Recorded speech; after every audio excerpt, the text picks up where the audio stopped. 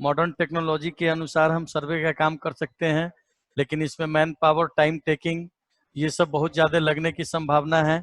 इसी के वजह से हम इसको उतना अच्छा लाइक नहीं किए। उसके बाद दूसरा है एक HRSI, high resolution satellite imaginary.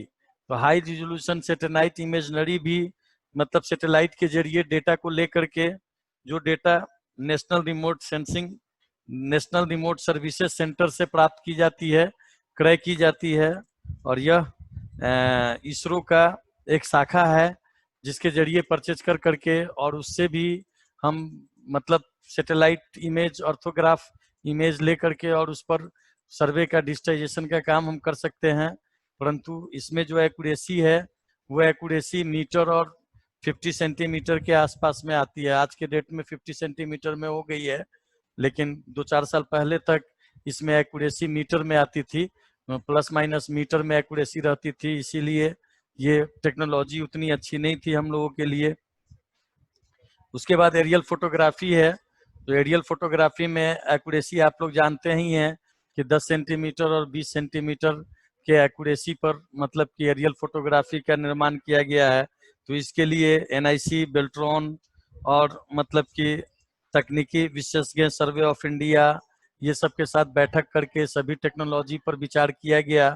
तो उसमें पाया गया कि कम समय में और ज़्यादा से ज़्यादा बेस्ट सर्वे जो करने का काम है वो एरियल फोटोग्राफी के माध्यम से हम लोग कर सकते हैं, और एरियल फोटोग्राफी को चुना गया।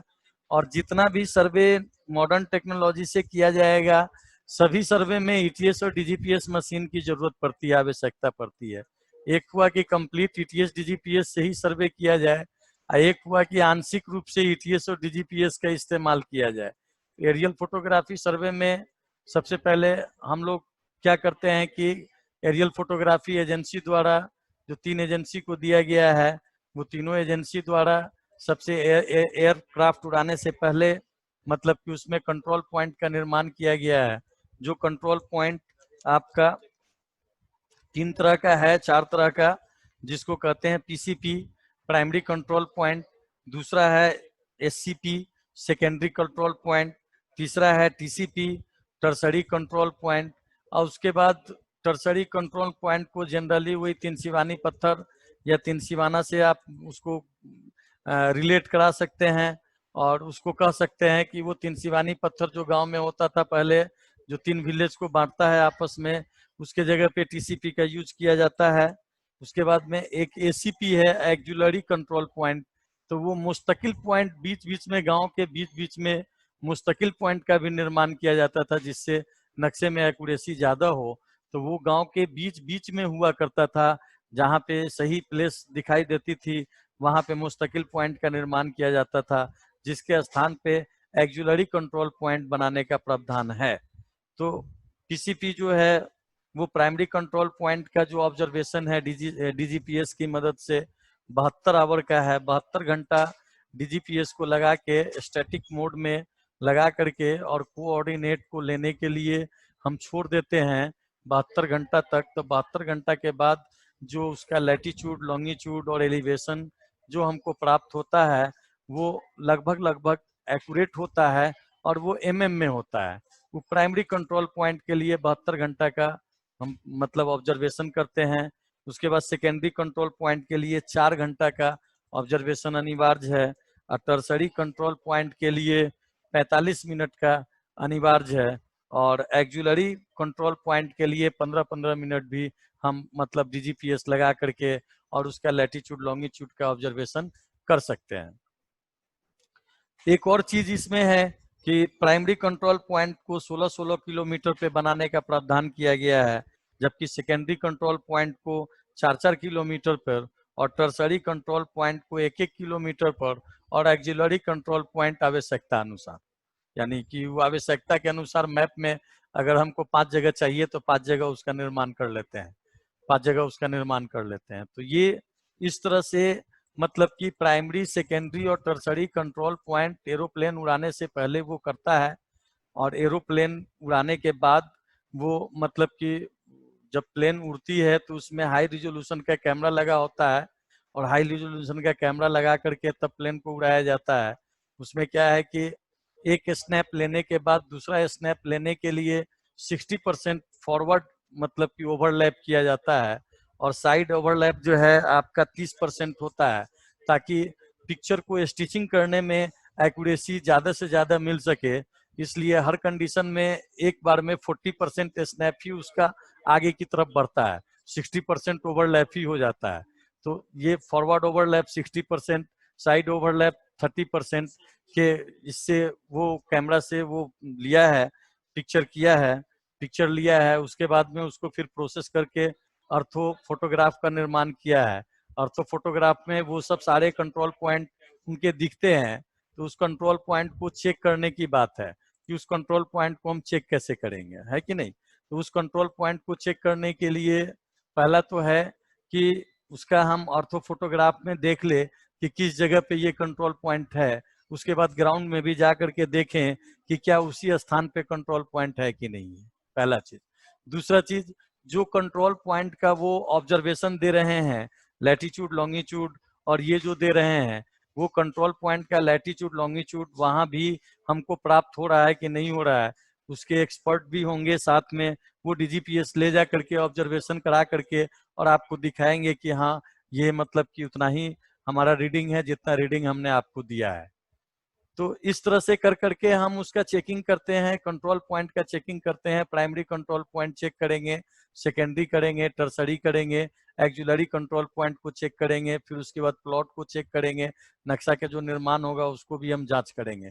तो उसको नक्शे का जांच करने के लिए ईटीएस मशीन की आवश्यकता पड़ती है, जो ईटीएस मशीन से आप नक्शे को जांच कर सकते हैं।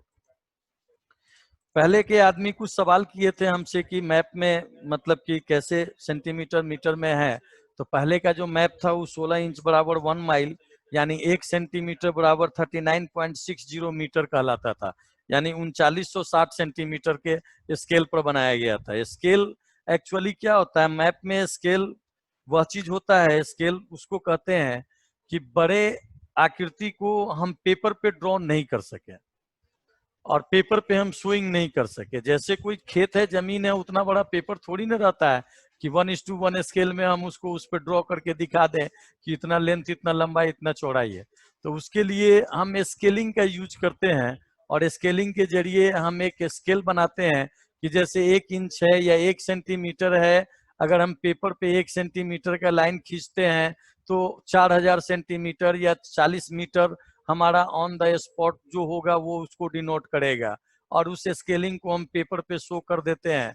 तो वो पेपर देख करके कोई भी आदमी 2 सेंटीमीटर माप करेगा तो 80 मीटर वहां पे जा करके जमीन को कहेगा कि ये 80 मीटर जमीन है, 80 मीटर का पैमाइश है, ये 80 मीटर इसकी लेंथ है। लेकिन 80 मीटर का पेपर पे लाइन खींचना पॉसिबिलिटी नहीं है, बट लेकिन 1 सेंटीमीटर और 2 सेंटीमीटर का लाइन खींचना पेपर पे पॉसिबिलिटी है। तो इसीलिए बड़े चीज को छोटे आकार पे शो करना, दर्शाना, और उस छोटे पेपर को देखकर बड़े आकार का अनुमान लगाना और उसका मेजरमेंट करना ही स्केलिंग कहलाता है, ही स्केलिंग कहलाता है। यानी बड़े आकार को हम छोटे पेपर पे हम ड्रॉ करते हैं, तो स्केलिंग के माध्यम से हम उसको देख सकते हैं। तो ये पुराने वाले मैप में जो स्केलिंग था वो 16 इंच बराबर 1 माइल था, दूसरा था 32 इंच बराबर 1 माइल, और तीसरा था 64 इंच बराबर 1 माइल। तो 16 इंच बराबर 1 माइल में था 1 सेंटीमीटर बराबर 39.60 मीटर। उसके बाद 32 इंच में था 1 सेंटीमीटर बराबर 19.80 मीटर, और 64 इंच के स्पेल में था 1 सेंटीमीटर बराबर 9.90 मीटर। इसी को राउंड फिगर में लेकर के एरियल फोटोग्राफी में स्केल का जो निर्माण किया गया है 1:4000 और 1:1000 पर नक्शे का निर्माण किया जाएगा। 1:4000 खेत के लिए होगा और आबादी के लिए जो होगा 1:1000 होगा। चूंकि 1:4000 पर अगर आबादी का नक्शा को अगर निर्माण किया जाता है तो प्लॉट इतना छोटे होते हैं, घर में 1 डिसमिल 2 डिसमिल जमीन, 1 डिसमिल 2 डिसमिल जमीन पे भी घर बना होता है। तो उतना छोटा से प्लॉट को 1:4000 में बनाने में वो आपस में एक दूसरे में सट जाएंगे लाइन, और बीच में खाली स्थान भी नहीं मिलेगा, अब प्लॉट नंबर भी नहीं दे पाएंगे। इसीलिए उसको 1:1000 के स्केल पर, बड़े स्केल पर लेके जाते हैं, जिस पर जो हम मतलब उसका निर्माण करते हैं तो वो कुछ दिखता है। वो प्लॉट कुछ दिखने लगता है, इसीलिए हम स्केलिंग का यूज करते हैं। आबादी वाले पोर्शन को 1:1000 और मतलब कि ये वाले को 1:4000। 1:4000 कहने का मतलब है कि 1 सेंटीमीटर अगर पेपर पे है तो ग्राउंड पे 4000 सेंटीमीटर है, यानी 40 मीटर ग्राउंड पे हम उसका मेजरमेंट करेंगे और उसी के जरिए हम मशीन ईटीएस मशीन की मदद से भी हम देख सकते हैं। पहला चीज है कि अर्थो फोटोग्राफ मतलब एरियल फोटोग्राफी करने के बाद जो रॉ डाटा आता है उसको जब ये लोग प्रोसेस कर लेते हैं, प्रोसेस करने के बाद वैसा इमेजेस जिसमें आप हर एक चीज को विथ स्केलिंग से पहचान सकते हैं और स्केल के अनुसार आपको इमेज दिखता है, वो सारे के सारे इमेज को अर्थो इमेज कहते हैं। और अर्थो इमेज में हम अगर किसी कंप्यूटर पे बैठे बैठे एक टर्सरी पॉइंट से दूसरे टर्सरी पॉइंट के डिस्टेंस को हम ऑर्थो इमेज में मेजर कर लेते हैं और मेजर करने के बाद नाप के देख लेते हैं कि कितना मीटर है या कितना किलोमीटर है एक जगह से दूसरे जगह का। और उसके बाद हम ईटीएस मशीन ले जा करके एक स्थान से दूसरे स्थान का जब हम दूरी मेजर करते हैं तो हमारा ऑर्थो इमेज में और ईटीएस मशीन का दूरी अगर दोनों इक्वल आता है तो हम समझते हैं कि हमारा ये ठीक है। अर्थो इमेज के साथ साथ मतलब कि आपका स्पॉट वेरिफिकेशन यानी अर्थो इमेज में जितना डिस्टेंस है वो डिस्टेंस स्पॉट पर भी है या नहीं है, इसको नापने के लिए हम ईटीएस मशीन की सहायता लेते हैं और ईटीएस मशीन से इसका हम मापी करते हैं। तो ईटीएस मशीन के संचालन में भी बहुत सारी बातें हैं। ईटीएस मशीन के पार्ट्स हैं। ईटीएस मशीन के पार्ट्स के मतलब हो गया कि ईटीएस मशीन में 3 पार्ट्स तो मेनली होते हैं। एक होता है जिसको ट्राइपोर्ट कहते हैं, जिसमें 3 टांग होते हैं और तीनों टांग में मतलब कि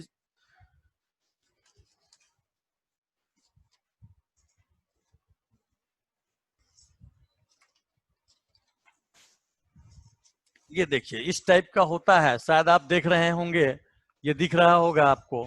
ये 3 टांग का है, एक टांग ये है, दूसरा टांग ये है, तीसरा टांग ये है। ये तीनों टांग अभी एक जगह फिक्स्ड है और इसको तीनों टांग को फैलाने के बाद मतलब कि हम किसी ग्राउंड पर इसको सबसे पहले फिक्स करते हैं किसी बिंदु पर, किसी पॉइंट पे। वैसे लोकेशन पे फिक्स किया जाता है कि जिस लोकेशन से हमको मैक्सिमम दूरी दिख सके।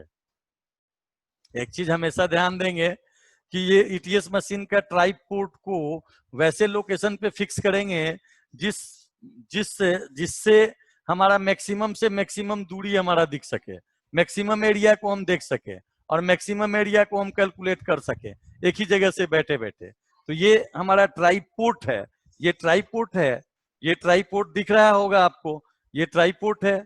ये ट्राइपोर्ट के अंदर यहाँ पे ये नूक वाला इसका ये टांग है, ये नुकीला, और इसमें देख रहे हैं ये फुटपाथ टाइप का बना हुआ है।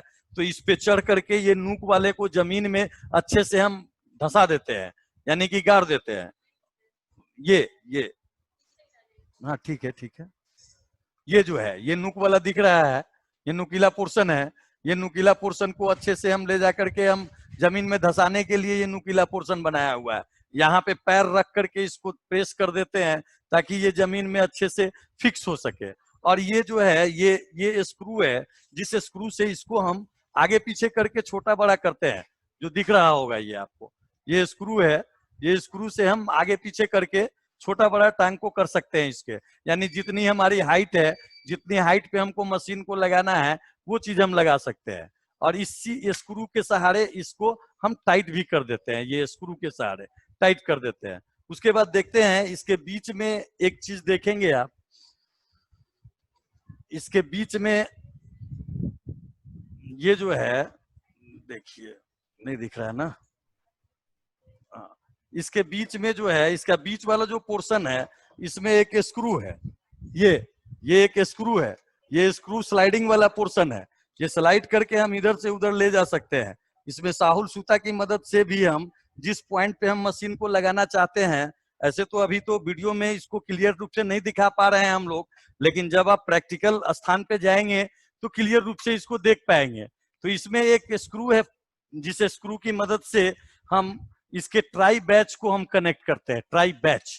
इसके बाद ये दूसरा एक पार्ट हुआ ये ट्राईपोर्ट, दूसरा पार्ट हुआ ईटीएस मशीन का ट्राई बैच। ट्राई ब्रैच, और तीसरा पार्ट ईटीएस मशीन खुद होता है।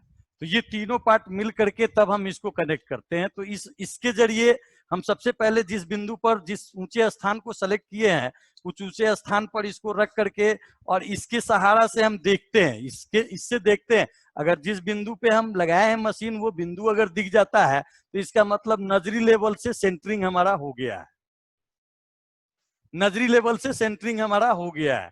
तो इस पोर्शन से हम देख करके सेंटरिंग कर करके, और ये जो ऊपर का सतह है ये वाला फेस, इस फेस को लेबलिंग भी कहते हैं। तो ये भी लेबलिंग हमारा बराबर हो, कहीं ऊंचा कहीं नीचा नहीं दिखाई दे, तो इसको भी हम नजरी सतह पे लेबलिंग की हम प्रक्रिया कर लेते हैं। उसके लिए एक दूसरा उपाय भी है कि पेन हम रख के बीच में देखते हैं किधर लुढ़कता है तो उसको थोड़ा सा ऊंचा कर देते हैं, जिधर लुढ़क रहा है उधर से थोड़ा ऊंचा करके, जब पेन स्टेबल हो जाता है इसके बीच में रखने पर तो समझते हैं कि नजरी लेवल पर ये जो है, नजरी लेवल पे जो है आपका ये लेबलिंग हो जाता है। तो पहला है सेंटरिंग, दूसरा है लेबलिंग, सेंटरिंग लेबलिंग, और उसके बाद है फिर मशीन का सेटअप। पहले सेंटरिंग कर लेते हैं जिस बिंदु पर हमको मशीन लगाना है उस पे, उसके बाद फिर लेबलिंग करते हैं, इसका लेवल होना चाहिए इक्वल, और उसके बाद फिर मशीन को सेटअप करते हैं। अगर सेंटरिंग और लेबलिंग अगर करने में अगर हमारा सही नहीं होगा तो लेबलिंग और सेंटरिंग अगर सही नहीं होगा तो मशीन का जब सेटअप करेंगे तो मशीन द्वारा बता दिया जाएगा कि आपका लेबलिंग आउट ऑफ लेवल है, यानी मशीन फिर आगे बढ़ने में असमर्थ हो जाएगी, आगे नहीं बढ़ पाएगी। आगे बढ़ने के लिए इसको सेंटरिंग और लेबलिंग की जरूरत जरूरी है। अब मतलब कि ये ट्राई पोर्ट हुआ आपका, दूसरा हुआ ट्राई बैच।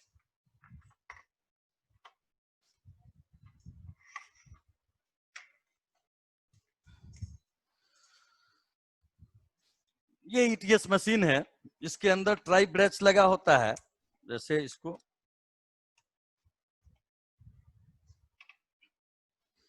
ये आपका ट्राई बैच, ये ट्राई बैच, इस ट्राई बैच में भी एक लेवल का बबल होता है, ट्राई बैच में भी एक लेवल का बबल होता है।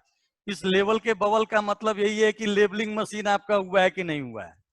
तो हम इस ट्राई बैच को उस पर फिक्स करके, और इसमें स्क्रू है, देख लीजिए इसमें गुना भी बना हुआ है, अब वो उसमें एक स्क्रू था, उस स्क्रू से इस गुने में ट्राई पोर्ट के स्क्रू को इस गुने में हम टाइट कर देते हैं, ये फिक्स हो जाता है उसके ऊपर।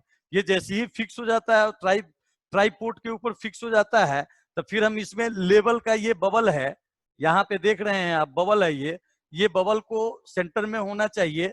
वो सेंटर में करने के लिए इसमें फुट स्क्रू भी बना हुआ है, ये 3 फुट स्क्रू, इसका नाम है फुट स्क्रू, ये तीनों का फुट स्क्रू नाम है। ये फुट स्क्रू को आगे पीछे घुमा करके हम ये बबल को लेबल कर लेते हैं सबसे पहले, मशीन ऑन करने से पहले। तो यानी हमारा एक तरह से लेबलिंग और सेंटरिंग का काम हमारा ये दोनों को फिक्स कर देने से हो जाता है।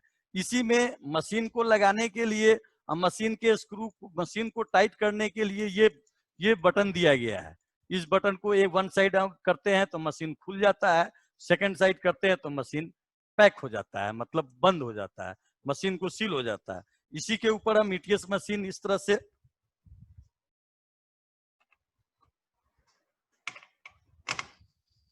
ये मशीन लग गया, और मशीन को लगाने के बाद यहां से इसको हम घुमा करके इसको हम फिक्स कर दिए, ये पूरा टाइट हो गया, ट्राई बैच इसके अंदर आ गया। आपको ईटीएस मशीन है ये, ईटीएस मशीन के अंदर ट्राई बैच आपका आ गया, दिख रहा है? नहीं दिख रहा है? नहीं दिख रहा है और नहीं भी दिख रहा है, दोनों काम हो रहा है, बारी बारी से हो रहा है। तो ये है, तो इसमें भी इस ईटीएस मशीन के अंदर में भी एक एक जो है वो कैमरा पोर्शन है, लेंस पोर्शन है ना, जिसकी सहायता से हम किसी दूरी को हम देखते हैं। उसमें फोकसिंग लगा होता है, फोकसिंग के जरिए कोई चीज अगर धुंधला दिख रहा है तो उसको मूव करा करके हम साफ कर लेते हैं फोकसिंग के जरिए। एक इसमें होता है हेयर एरो होता है, मतलब 4 लाइन वाला ब्लैक कलर का एक एरो होता है, वो भी अगर धुंधला दिखता है या अच्छा दिखता है तो उसको भी इससे हम क्लियर कर लेते हैं। और क्लियर करने के बाद में इसके ऊपर हैंडल पोर्शन है, हैंडल पोर्शन में देखते हैं ये ओपन हो जाता है, तो ये हैंडल है, इसमें जीपीएस लगाने का भी सिस्टम है इस मशीन में। तो इसीलिए जब हम मशीन को ऑन करेंगे,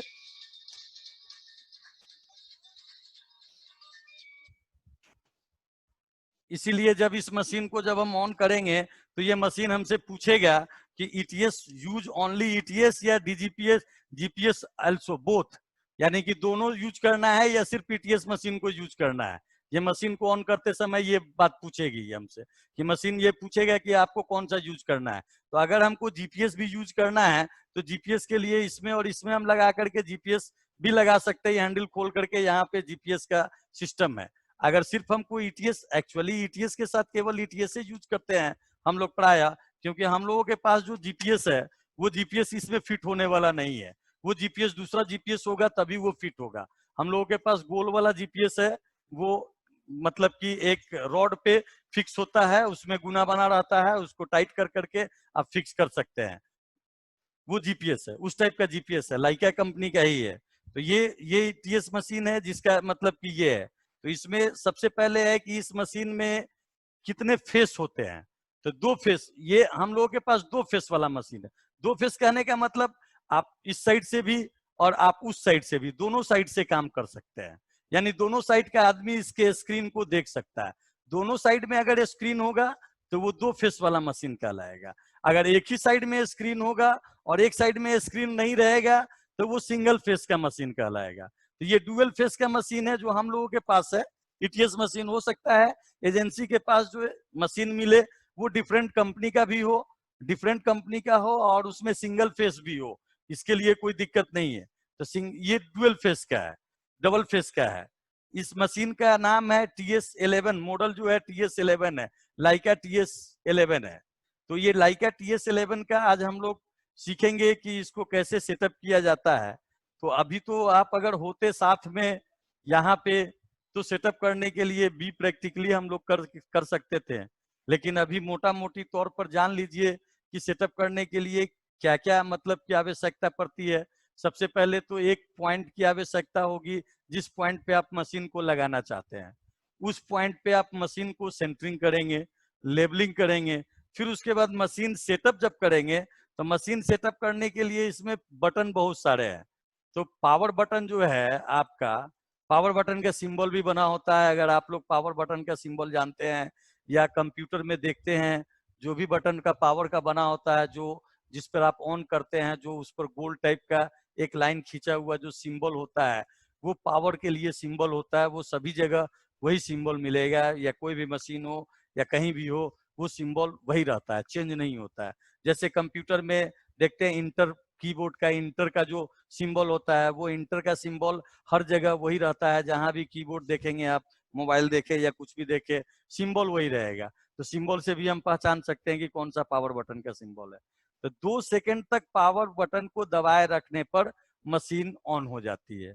मशीन जब पावर बटन पे दबाए रखने पर मशीन जब ऑन होगी तो मशीन आपसे पूछेगी कि आप मतलब कि जीपीएस ओनली ईटीएस यूज करना चाहते हैं कि ईटीएस विथ जीपीएस भी यूज करना चाहते हैं।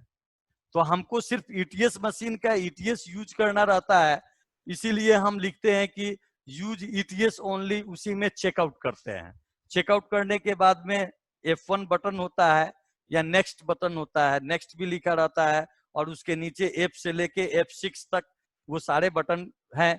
जो बटन को आप F1 को आप प्रेस करेंगे तो नेक्स्ट हो जाएगा, आगे बढ़ेंगे। आगे बढ़ेंगे तो वो लेबलिंग के लिए एक ये आता है, डिस्प्ले में लेबलिंग आएगा। जिस तरह से लेबलिंग अभी हम दिखाएं बबल, वो बबल डिस्प्ले में भी दिखेगा। इसीलिए ईटीएस मशीन के अंदर 2 बबल होते हैं। एक ट्राई बैच के अंदर बबल होते हैं जिसको मैनुअल तरीके से बबलिंग से हम लेबलिंग कर लेते हैं, और दूसरा मशीन के अंदर बबल होता है। जब हम मशीन ऑन करते हैं तो वो बबल दिखाता है, और बबल दिखाने के बाद एक बीम भी नीचे की ओर दिखाएगा सेंटरिंग के लिए। एक रेड कलर का बीम जो होगा, पतला बीम, वो मतलब कि लाइट, मतलब बीम, एक तो लाइट नहीं देखते हैं आजकल, देखते हैं ना कोई कोई को पॉइंट करने के लिए बच्चा लोगों को देखते हैं कि एक रेड बीम से जो है ना टॉर्च टाइप का रहता है, और कोई आदमी जा रहा है उसको मारते रहता है, उसको देखते रहता है, उससे बड़ा उसको हंसी आता है, मजा आता है। तो उसी टाइप का एक बीम इसके अंदर से निकलता है नीचे से, जैसे ही बबल आएगा, बबल के साथ बीम भी आएगा। बबल इस चीज को शो करेगा कि आपका लेबलिंग है कि नहीं है। अब बीम, जो रेड बीम जो नीचे की तरफ दिखाई देगा, वो इस चीज को शो करेगा कि जिस पॉइंट पे आपने सेंटरिंग किया है, वो सेंटरिंग पर, बिंदु पर आपका बीम जाके फिक्स हो रहा है कि नहीं हो रहा है, गिर रहा है कि नहीं गिर रहा है। अगर दाएं बाएं थोड़ा गिर रहा है तो मशीन में है स्क्रू, स्क्रू को ढीला कर करके, थोड़ा सा मशीन को दाएं बाएं कर करके उस बिंदु के ऊपर बीम को हम लेके आ जाएंगे, तो वो मतलब सेंटरिंग के लिए वो बीम है। यानी सेंटरिंग भी दो तरीके से कर सकते हैं आप। एक मैनुअल तरीके से, जो साहुल सूता लगा करके मशीन के अंदर उस जिस पॉइंट पे आप मशीन को रखना चाहते हैं, उस पॉइंट पे साहुल गिर रहा है कि नहीं गिर रहा है, ये मैनुअल तरीका हो गया। दूसरा ऑटोमेटिक वे में हो गया, मशीन के अंदर जैसे ही आप 2 सेकंड तक मशीन को दबाते हैं तो पहला मैसेज आपको आता है कि मशीन आपको ईटीएस यूज करना है कि ईटीएस के साथ साथ जीपीएस भी यूज करना है, दोनों यूज करना है या सिर्फ ईटीएस यूज करना है। तो हम लोग अभी ईटीएस यूज कर रहे हैं, तो सिर्फ ईटीएस पर चेकआउट करते हैं और जैसे ही क्लिक करते हैं नेक्स्ट की तरफ, वैसे ही एक मतलब कि बबल स्क्रीन पर, जो ईटीएस मशीन का डिस्प्ले है, डिस्प्ले पर एक बबल दिखाई देता है और दूसरी तरफ मतलब कि सेंटरिंग करने के लिए एक रेड बीम दिखाई देती है, रेज दिखाई देती है, किरण दिखाई देती है। वो किरण हमारे सेंटर लाइन पे जाकर के गिर रहा है कि नहीं गिर रहा है। अगर सेंटर लाइन पे गिर रहा है तब तो ठीक है, नहीं गिर रहा है तो थोड़ा मशीन के स्क्रू को, ट्राई बैच वाले जो स्क्रू जिसमें ट्राई बैच को टाइट किए हैं, वो ट्राई बैच वाले, ट्राई पॉड और ट्राई बैच के स्क्रू को थोड़ा ढीला करके मशीन को थोड़ा इधर उधर कर करके हम मतलब कर लेते हैं। उससे भी नहीं होता है। अगर ज्यादा आउट है तो एक ट्राई पोर्ट का एक टांग को फिक्स रखते हैं और दो लेग को उठा करके, और हम कोशिश करते हैं कि उस बीम को सेंटर पे लाने का। अगर ज्यादा आउट है तब, अगर ज्यादा आउट है तब, अगर थोड़ा सा आउट है, जिस बिंदु पर हम मशीन को रखना चाह रहे हैं उस बिंदु से बीम अगर थोड़ा बहुत इधर उधर खसका हुआ है, तो वैसे सिचुएशन में हम ट्राई बैच और ट्राई पोर्ट का जो स्क्रू होता है, उस स्क्रू को ढीला करके मशीन को थोड़ा आगे पीछे खसका करके उसको हम कर सकते हैं। लेकिन अगर ज्यादा आउट है तो उसको हम एक टांग को फिक्स रखते हुए, ट्राई पोर्ट के एक टांग को फिक्स रखते हुए, दो टांग को उठा करके और मतलब उसको उसके नियरेस्ट या उसके ऊपर बीम को लाना चाहते हैं और बीम को ले आते हैं। फिर उसके बाद बबल, जो आप ट्राई बैच में जो बबल आपने सेट कर लिया है नजरी तौर पर, तो इसमें भी जो बबल आएगा वो बबल में आपका मतलब कि दिखेगा कि बबल आपके बहुत नियरेस्ट है। आप फुट स्क्रू से थोड़ा बहुत आगे पीछे करने पर वो एरो भी दिखाता है। फुट स्क्रू में 3 फुट स्क्रू है, जो 2 फुट स्क्रू आपके सामने होता है और 1 फुट स्क्रू जो होता है वो आपके अपोजिट साइड में होता है। तो वो जब 2 एरो दिखाएगा, इसका मतलब कि एरो में ये भी दिखाएगा कि फुट स्क्रू को किधर मतलब घुमाना है, मूव कराना है। तो जैसे ही फुट स्क्रू को एरो से मूव कराएंगे तो वो एक्स एक्सिस पर यानी हॉरिजॉन्टली इधर से उधर मूव करेगा। उसके बाद में जब एक लाइन पर आ जाएगा बीचों बीच में, तब उसके बाद वो दिखाएगा कि नेक्स्ट फुट स्क्रू, जो सामने वाला अपोजिट सिंगल फुट स्क्रू है, उसको आपको कहेगा कि ऊपर नीचे, यानी वाई डायरेक्शन में ऊपर नीचे आप उससे उसको घुमा करके ले जा सकते हैं। और उसको ऊपर नीचे घुमा के ले जाएंगे और सेंटर ऑफ द बबल में उसको ले जा करके फिक्स कर देंगे। उसके साथ साथ एक एल एंड टी टाइप का भी शो करता है। उसमें एल और टी जो वैल्यू है वो मतलब कि वेरी करते रहता है। वही एल मतलब वाई एक्सिस और टी मतलब एक्स एक्सिस। तो ये दोनों का वैल्यू जो है ना 0.00 करके इस तरह से वैल्यू वेरी करते रहता है। तो लेबलिंग करते समय ये बात का ध्यान होना चाहिए, अगर एल और टी दोनों अगर हमारा इतना अच्छा लेवल हो जाए कि 0-0 हो जाए तो दी बेस्ट है। बट लेकिन 0-0 हो नहीं पाता है, एक्चुअली में 0-0 हो नहीं पाता है। तो फिर इसमें भी एक कंडीशन होगा, एक कट ऑफ सीमा होगा कि कहां तक रहने के बाद हम मान्य हैं और हम इसको काम कर सकते हैं। तब 0.0025 तक, यानी अगर 25 और 25 से नीचे अगर वेरी कर रहा है वो एल और टी दोनों वैल्यू, तो इसका मतलब है कि आपका लेबलिंग जो है लगभग लगभग सही है और लेबल हो चुका है मशीन को। ठीक है, लेबल हो चुका है मशीन को। उसके बाद फिर आप नेक्स्ट बटन आता है और उसके बाद में बैक है, F6 से बैक है, F1 से नेक्स्ट है। देन आप नेक्स्ट बटन को दबाते हैं तब उसके बाद आपको क्या आता है, नेक्स्ट बटन जैसे ही दबाएंगे वैसे ही बाय डिफॉल्ट मशीन में टेम्परेचर, प्रेशर, ह्यूमिडिटी, एटमॉस्फेयर इतना चीज पूछेगा आपसे। तो इतना चीज मशीन में बाय डिफॉल्ट जो रहता है उसी को हम नेक्स्ट करके आगे की तरफ बढ़ जाते हैं। ऐसे आपको अगर एक्चुअल टेम्परेचर या प्रेशर या ह्यूमिडिटी अगर आप मोबाइल से कैलकुलेट करके अगर दे सकते हैं तो दे भी सकते हैं, उससे कोई खास फर्क नहीं पड़ता है, मेजरमेंट में आपका कोई अंतर नहीं आएगा। बाय डिफॉल्ट जैसे में टेम्परेचर 20 डिग्री रहता है, प्रेशर जो है ना 1000 एम बार रहता है, ह्यूमिडिटी 50% रहता है, एटमॉस्फेरिक पीपीएम 11.6 रहता है इस मशीन के अंदर बाय डिफॉल्ट। तो उसी को छोड़ देते हैं और F1 दबाते हैं, उसके बाद नेक्स्ट नेक्स्ट हो जाता है। जैसे ही आप F1 दबाएंगे और नेक्स्ट में जाएंगे, F1 दबाते के साथ जैसे ही आप नेक्स्ट में जाते हैं वैसे ही आपको एक विंडो खुल करके आता है, उसमें लिखता है न्यू जॉब बनाने के लिए, जिसमें 3 ऑप्शन देगा आपको। एक देगा कंटिन्यू विथ लास्ट जॉब, दूसरा देगा ऑप्शन न्यू जॉब, तीसरा देगा चूज वर्किंग जॉब। तो कंटिन्यू विथ लास्ट जॉब का मतलब ये होता है कि जो मशीन जिस समय जॉब नेम जो बनाया है, जो इंसान ने, जो आदमी ने जो काम किया है, वर्किंग किया है, वो जॉब को कंटिन्यू विथ लास्ट जॉब कहेंगे हम। जब लास्ट जॉब मतलब मेरा वही है कंटिन्यू, जो मशीन को छोड़ दिया, किसी ने काम किया, अपना न्यू जॉब बनाया, न्यू जॉब बनाने के बाद में उसमें डेटा को स्टोर किया, और डेटा को स्टोर करने के बाद मशीन को ऑफ किया और मशीन को ऑफ करके लाके रख दिया।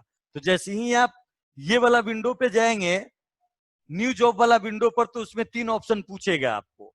3 ऑप्शन में एक है कंटिन्यू विथ लास्ट जॉब। तो कंटिन्यू विथ लास्ट जॉब का मतलब ये हो गया कि जो आदमी ने बना के छोड़ दिया है जॉब, वहीं से शुरू हो जाएगा मशीन आपका, उसी जॉब में आप चले जाएंगे। दूसरा है न्यू जॉब, अगर आपको नया जॉब बनाना है तो उसके लिए नया जॉब के लिए न्यू जॉब को क्लिक करना होगा। और तीसरा है चूज वर्किंग जॉब, यानी उसमें 20 जॉब बना हुआ है, 20 आदमी ऑलरेडी काम कर चुका है और सब अपना अपना जॉब उसमें बना चुका है। तो उसमें से कोई जॉब को चूज करना चाहते हैं, या आप 10 दिन पहले काम किया था और आपने एक नया जॉब बनाया था और फिर से 10 दिन बाद आपको काम करना पड़ रहा है, या 10 अमीन है, 10 अमीन ने अपना अपना जॉब क्रिएट किया, उसमें एक अमीन को आज काम किया, दूसरा अमीन, वही अमीन फिर अगर एक हफ्ता बाद काम करता है तो उसको नया जॉब क्रिएट करने की आवश्यकता नहीं है। वो चूज वर्किंग जॉब में जाएंगे और अपने जॉब का, अपने नाम का जो जॉब बना हुआ है उस जॉब को चूज कर करके फिर से वर्क को स्टार्ट कर सकते हैं वो। तो इसके लिए है चूज वर्किंग जॉब। लेकिन फर्स्ट टाइम जब हम करते हैं तो न्यू जॉब में जाते हैं, तो जैसे ही न्यू जॉब को आप सेलेक्ट करेंगे वैसे ही आपसे पूछेगा नेम, डिस्क्रिप्शन, क्रिएटर और डिवाइस, ये 4 चीज पूछेगा। तो इसमें नेम का देना जरूरी है, क्योंकि वो जो जॉब न्यू जॉब बनाएंगे आप, वो न्यू जॉब का नाम होगा। अब इसको नाम देने के लिए आपका अपना लॉजिक है कि आप कैसे इसको संधारण कर सकते हैं। नाम देने के लिए आप कैसे संधारण कर सकते हैं, जॉब, न्यू जॉब बनाने के लिए आप क्या कर सकते हैं। जैसे जिस विलेज का आप सर्वे कर रहे हैं उस विलेज का नाम दे दीजिए, सपोज दैट, तो वो विलेज के लिए जॉब हो गया। ठीक है, डिस्क्रिप्शन में आप डिटेल सर्वे कर रहे हैं, ट्रावर्स सर्वे कर रहे हैं, क्या कर रहे हैं वो आप दे सकते हैं।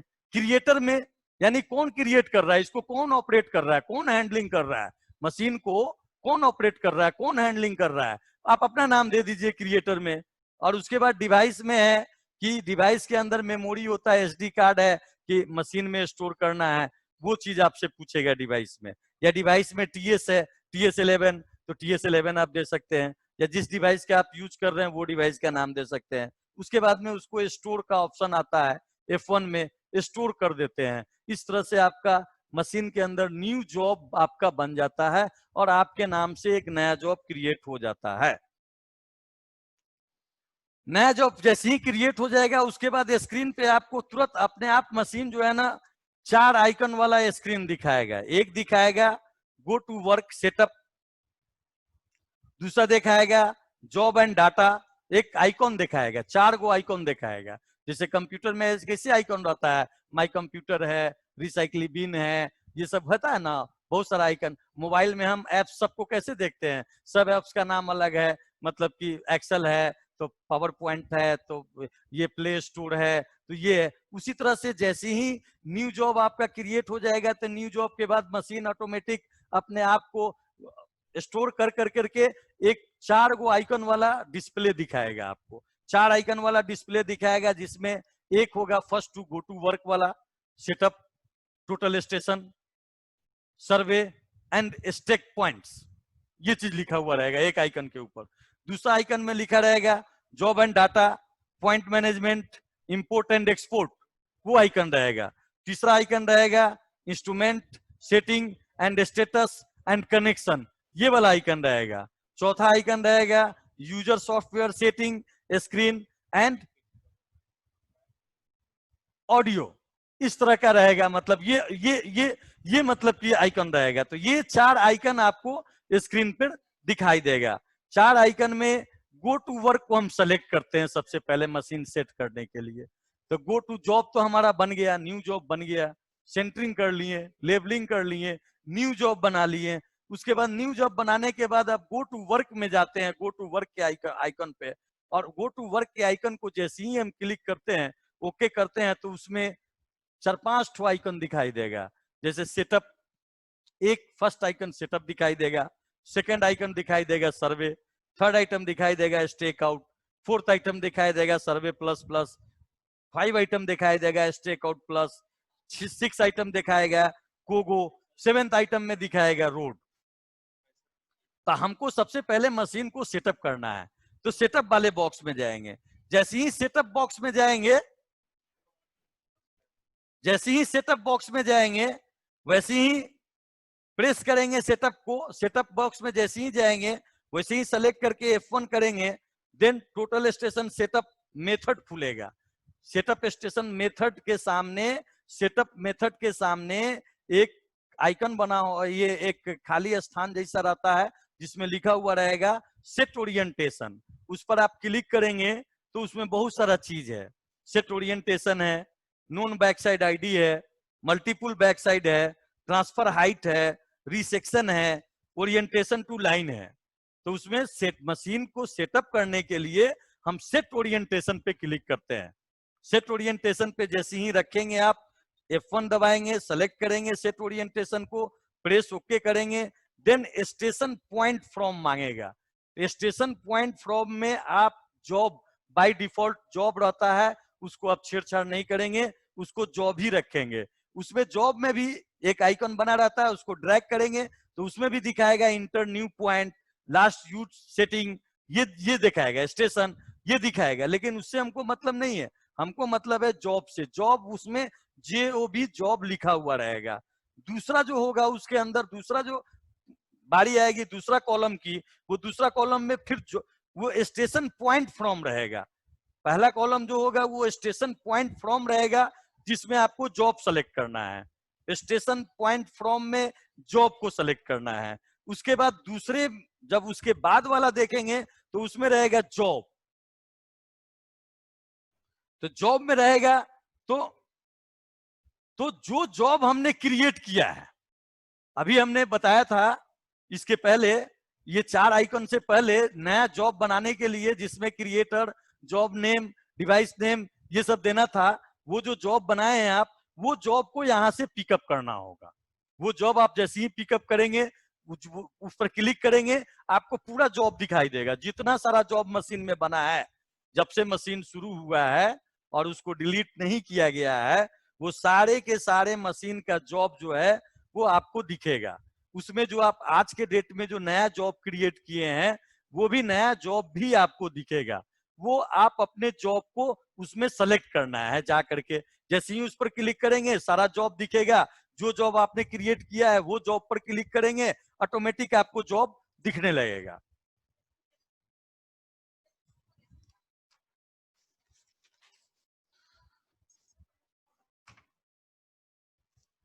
उसके बाद में जब आप जॉब देख लेते हैं तो तीसरा चीज है पॉइंट आईडी।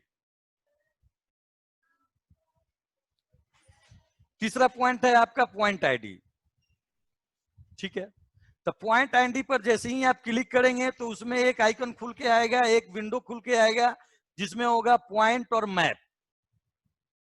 तीसरा वाला जो पोर्शन है, जैसे ये लगातार चलेगा इस विंडो में, पहला चलेगा स्टेशन पॉइंट फ्रॉम, उसमें जॉब छोड़ देना है।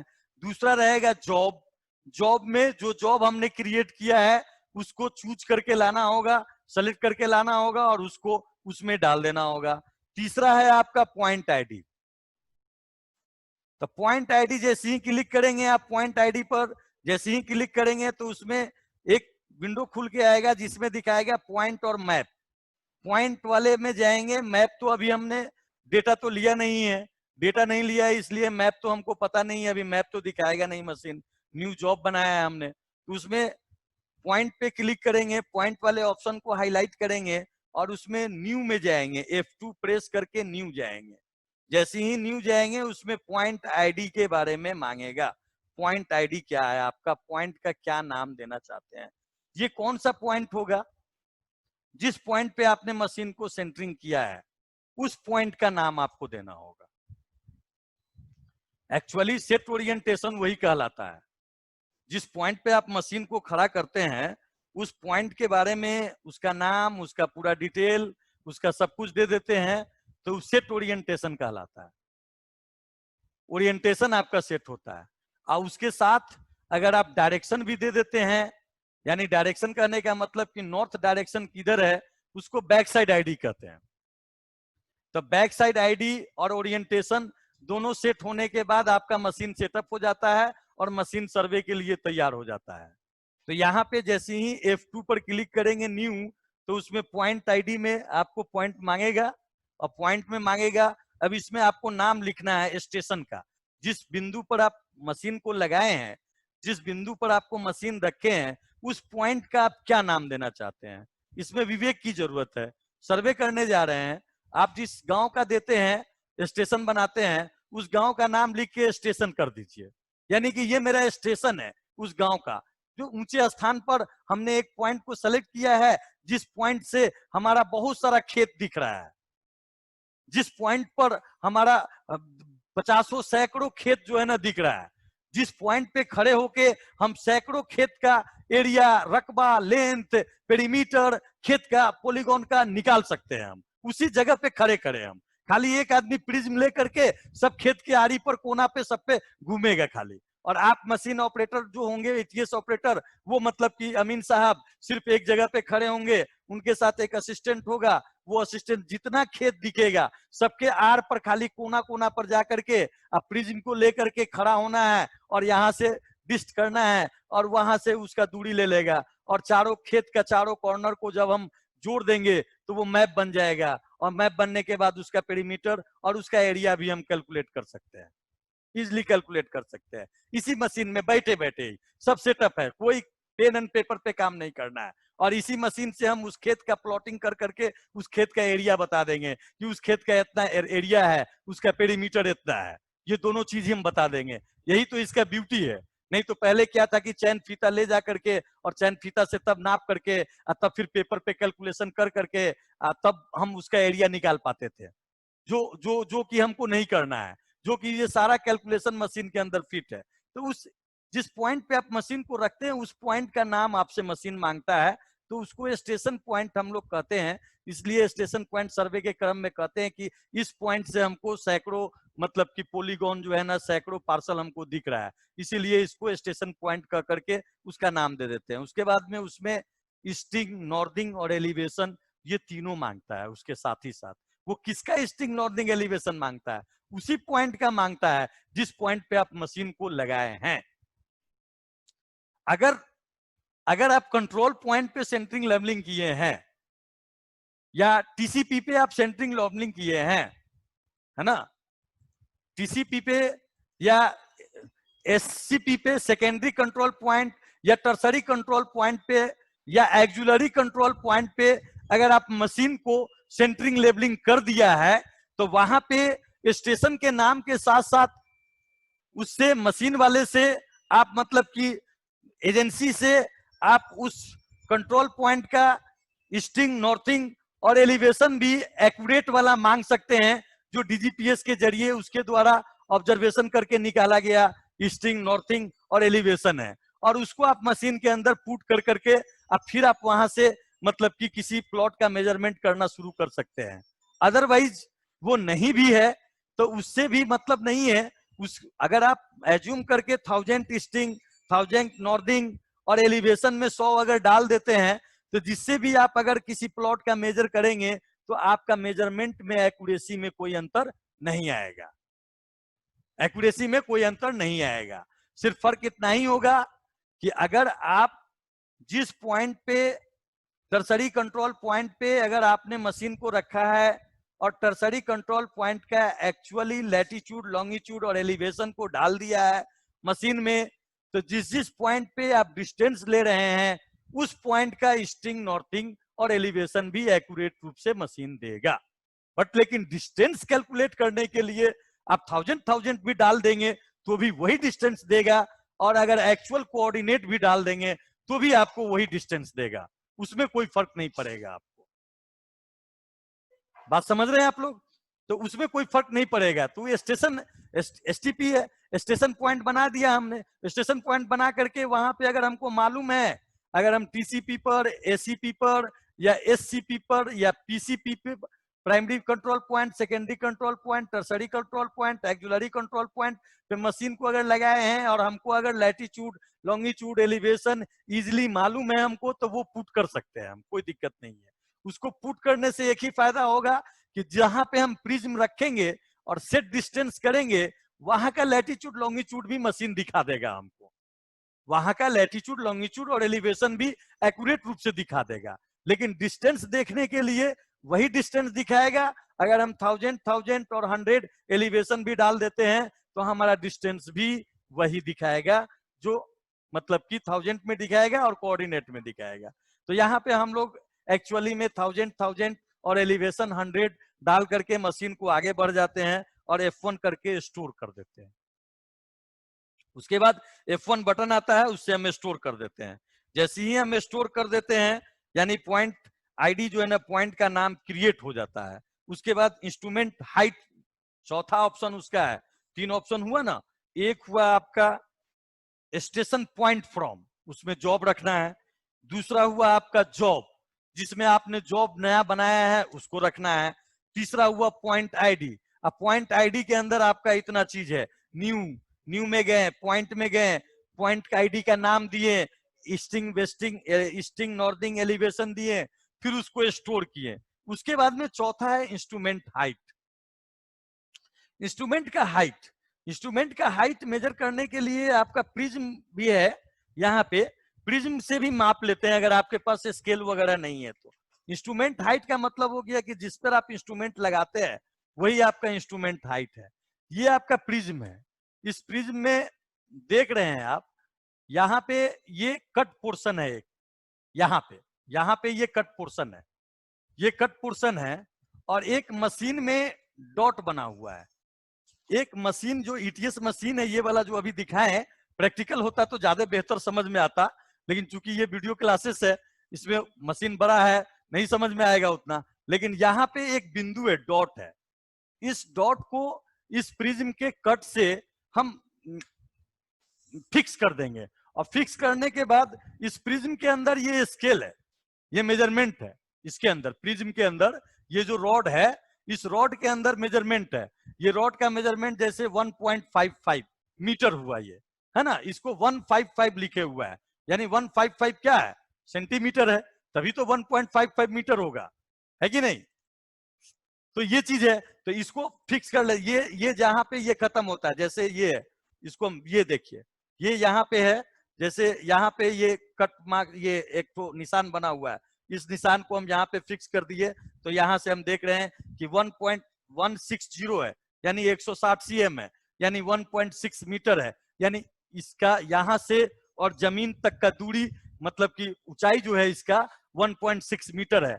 तो इस कट से, इसके प्रिज्म के इस कट से, ये वाला जो येलो कलर का दिख रहा होगा आपको, येलो कलर में एक कट बना हुआ है यहाँ पे, ये जो येलो कलर है इसके बीच में एक कट है, वो कट, और उसके बाद में यहाँ पे मशीन में एक छिद्र है, ये छिद्र से हम उसको मिलाते हैं और उसके बाद देखते हैं कि ये रॉड का हाइट कितना है। ये इसमें रीडिंग हम ले लेते हैं, इसमें रीडिंग लिखा रहता है, वो हम इंस्ट्रूमेंट का हाइट हम उसमें डाल देते हैं। इंस्ट्रूमेंट हाइट का जो ऑप्शन है उसमें इंस्ट्रूमेंट हाइट को हम डाल देते हैं, और इंस्ट्रूमेंट का हाइट डालने के बाद इंस्ट्रूमेंट का हाइट डालते हैं और उसके बाद में F1 बटन से ओके कर देते हैं। ओके करते हैं, जैसे ही प्रेस ओके करते हैं देन ये मशीन खुल के आता है बैक साइड आईडी।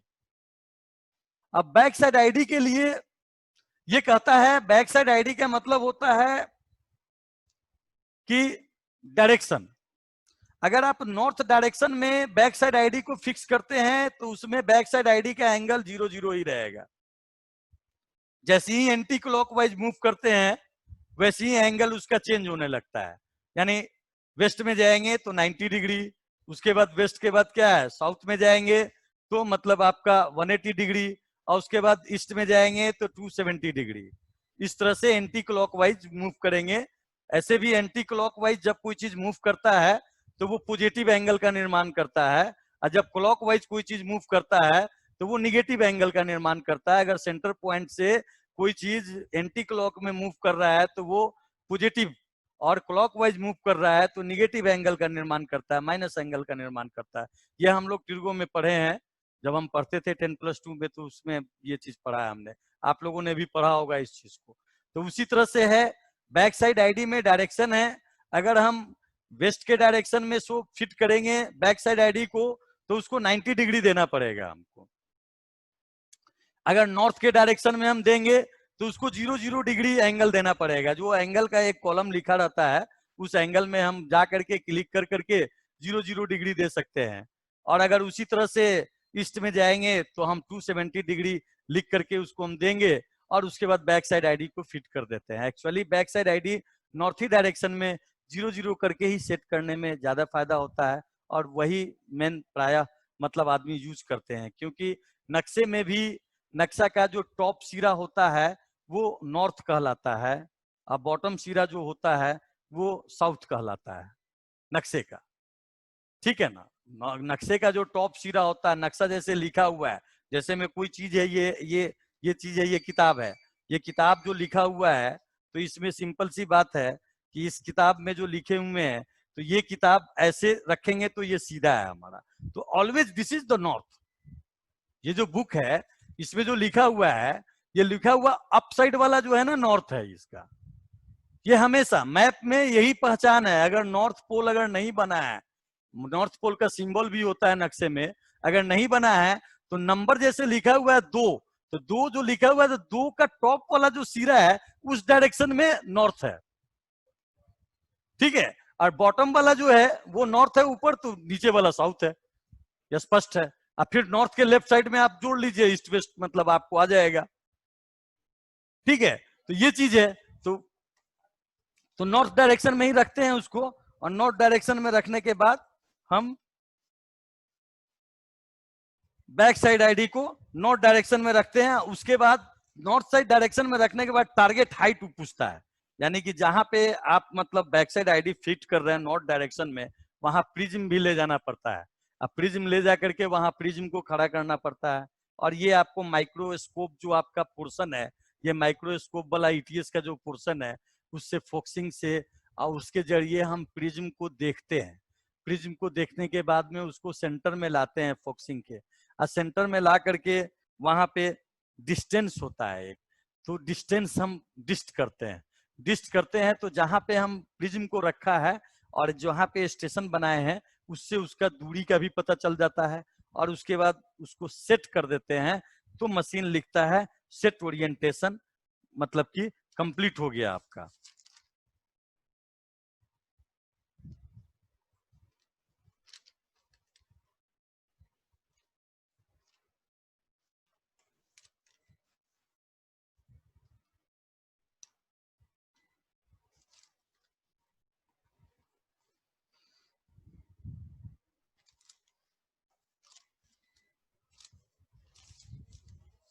पांच नंबर कहाँ गया?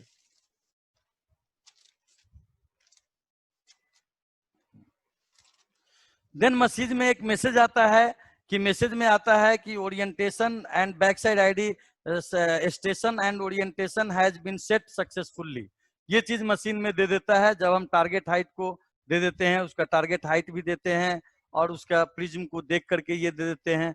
उसके बाद फिर मशीन पुनः वो 4 को जो मीनू आता था उस मीनू में चला जाता है, गो टू वर्क में, जॉब एंड डाटा में, इंस्ट्रूमेंट में, यूजर में। उसके बाद go to work, job, data, user, इसमें मशीन चली जाती है। और उसमें मशीन जाने के बाद आप फिर गो टू वर्क में जाते हैं। और गो टू वर्क में जाने के बाद में सर्वे का जो ऑप्शन आता है वो सर्वे को क्लिक करते हैं। और सर्वे क्लिक करने के बाद फिर आप मतलब कि सर्वे का काम करना उस मशीन से शुरू कर देते हैं। ये ध्यान रखना चाहिए। मुख्य बात का ध्यान ये है कि जिस स्टेशन पर हम मशीन को लगाए हैं उसके लेग को कभी भी हिलना नहीं चाहिए, उसका सेंटरिंग लेवलिंग आउट नहीं होना चाहिए। उसको बिना डिस्टर्ब किए हुए सिर्फ मशीन के माइक्रोस्कोप, टेलीस्कोप वाले पोर्शन से हम प्रिज्म को देखेंगे और प्रिज्म को देख करके और उसके बाद में हम उससे डिस्टेंस लेंगे और पॉइंट लेंगे। और हर पॉइंट का नाम भी एक नाम अगर हम दे देंगे पॉइंट का तो उसी के अनुसार वो दूसरा पॉइंट लेता चला जाएगा, 1 2 3 क्रमांक में लेता चला जाएगा। जैसे A1 हम पॉइंट का नाम देते हैं तो A1 अगर नाम दिए तो दूसरा पॉइंट ऑटोमेटिक A1 का डिस्ट किए, मेजर किए, स्टोर किए, स्टोर हो गया मशीन में A1 पॉइंट। दूसरा पॉइंट जैसे ही आएगा सेकेंड पॉइंट वो A2 अपने आप बाय डिफॉल्ट ले लेगा। उसके बाद में A2 ले लेंगे, A3 ले लेंगे, A4 ले लेंगे। इस तरह से एक और भी चीज है इसमें कि जैसे में हमारे पास रिकॉर्ड रहता है और रिकॉर्ड के अनुसार सभी प्लॉट का नाम रहता है, तो क्यों नहीं हम उस आदमी के नाम से ही पॉइंट आईडी को बनाएं ताकि हमको ये पता चले कि पॉइंट जो 4 पॉइंट जो लिया गया है ये फलाने आदमी के खेत का है। उसका हम शॉर्ट फॉर्म बना ले। जैसे मनोज नाम है तो MN लिख लिया, अली नाम है तो A लिख लिया, AL लिख लिया, से सुरेश नाम है तो SUR लिख लिया। तो इस तरह से शॉर्ट फॉर्म बना करके और उसके खेत का तो हमारे पास रिकॉर्ड रहता ही है, उसके अनुसार हम हर एक प्लॉट का अलग अलग पॉइंट आईडी हम उसमें स्टोर कर दें ताकि हमको ये पता चले कि ये प्लॉट सुरेश जी का है, ये प्लॉट मनोज जी का है, ये प्लॉट अली जी का है, ये प्लॉट उसका है, ये प्लॉट उसका है। और उसके अनुसार जब चारों खाना को, जब चारों प्लॉट को जब हम आपस में मिला देंगे, ऐड कर देंगे, तो उसके बाद उसका नक्शा भी बन जाएगा और ETS मशीन में मैप भी दिखाएगा और उस मैप का पेरीमीटर भी दिखाएगा और उसका एरिया भी दिखाएगा। इतना चीज दिखाएगा। तो यहाँ पे मशीन को सेटअप करने के लिए set orientation, back side ID, 2 चीज, तीसरा जॉब, चौथा मतलब कि ये सेंटरिंग, लेबलिंग, इतना चीज आपको करने के बाद मशीन रेडी हो जाता है सर्वे करने के लिए। मशीन रेडी हो जाता है आपके प्लॉट को मेजरमेंट करने के लिए। इतना चीज करने के बाद ही मशीन रेडी होता है, इससे पहले आपका मशीन रेडी नहीं हो सकता है। ठीक है, या किसी भी कंपनी का मशीन हो, ये मोटा मोटी तौर पर बेसिक फंडा है। ये इतना करने के बाद आपका मशीन रेडी होगा, तब आप उससे डिफरेंट पॉइंट को आप कलेक्ट कर सकते हैं और ले सकते हैं। डिफरेंट पॉइंट को आप कलेक्ट कर सकते हैं, ले सकते हैं।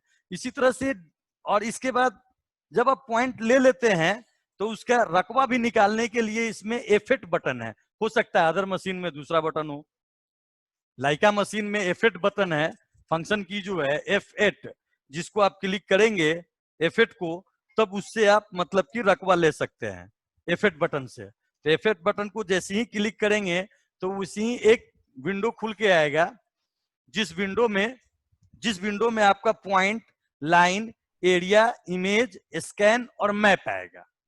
इतना चीज आएगा आपको। जिस विंडो में आपको पॉइंट आएगा, लाइन आएगा, एरिया आएगा, इमेज आएगा, स्कैन आएगा, मैप आएगा। अगर एक पॉइंट से दूसरे पॉइंट के बीच का दूरी अगर देखना है हमको, एक पॉइंट से दूसरे पॉइंट के बीच के दूरी को देखना है तो लाइन पे हम लाइन बनाना होगा। वो तो हमने डाटा लिया है, वो पॉइंट में है डाटा, वो जो भी डाटा लिए हैं वो सारा का सारा डाटा पॉइंट में है, तो उसको लाइन बनाएंगे तो वो लाइन का डिस्टेंस हमको दिखाई देगा। और जो मशीन में जो जिस समय डेटा लेते समय जो हम डिस्टेंस मारते हैं, वो डिस्टेंस आपको कहां से दिखाता है? जहां आपका मशीन का स्टेशन पॉइंट है, वहां से जहां प्रिज्म आप रखे हैं वहां का डिस्टेंस दिखाता है। तो हम तो बताएं कि स्टेशन पॉइंट को कहीं ऊंचे स्थान पे फिक्स कर देना है।